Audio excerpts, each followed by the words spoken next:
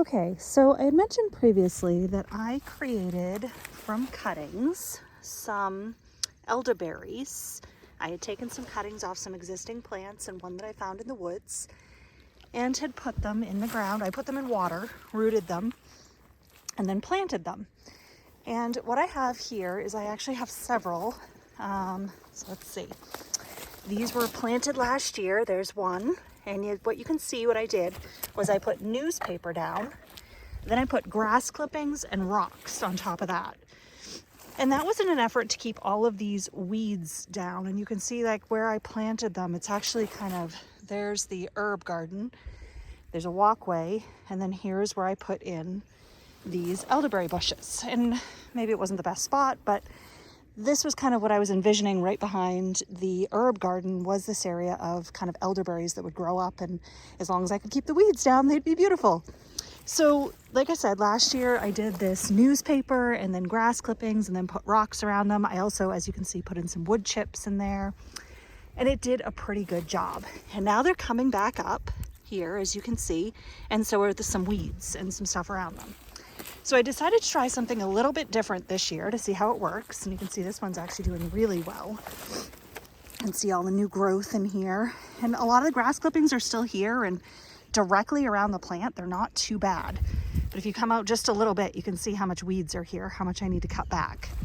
So that's what I did here, is I already cut back. I just used my clippers, went right around. I pulled some things out by the roots, and I cut this all back. And so now I'm ready to put down another weed barrier. And this year, what I think I'm gonna try is this here. It's like a coconut, I will show you the roll of it. It comes in a roll, or you can buy it in pre-made discs. And so what I did is I bought the roll and then I cut it. And you can see it's fairly thin and it cuts kind of similar to cardboard, maybe even a little bit easier. So I just cut it with scissors. So I weeded around this. I took the rocks out. I cut off a piece off the roll of this coconut stuff. And then I cut in halfway and just cut a small circle out for the plant itself. So pretty simple. And I'll show you the tools that I used here too.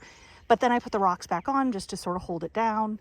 And later on in the season, because I've used this stuff before, and similar to cardboard, eventually it will start to break down. So later on in the season, if we have a ton of grass clippings, I might come in and just put those on top again, just like I did last year, because that actually seemed to work pretty good as a free weed barrier. I'm not complaining.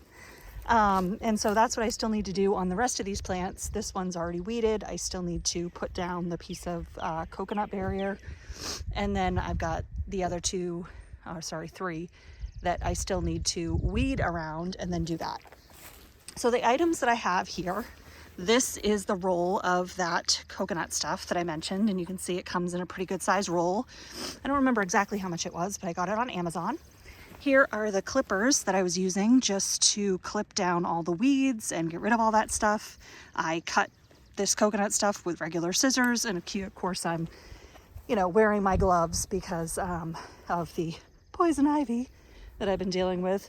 So this is just another one of these little projects that I'm trying to find easy ways to continue to grow plants that I love and not have to have this huge issue of weeding, especially with perennials. I think perennials, that's the biggest issue for me right now, is weeding, especially with so many invasive plants that we have now. So that is one of my solutions. And again, all of the stuff that I have mentioned is in my Amazon link.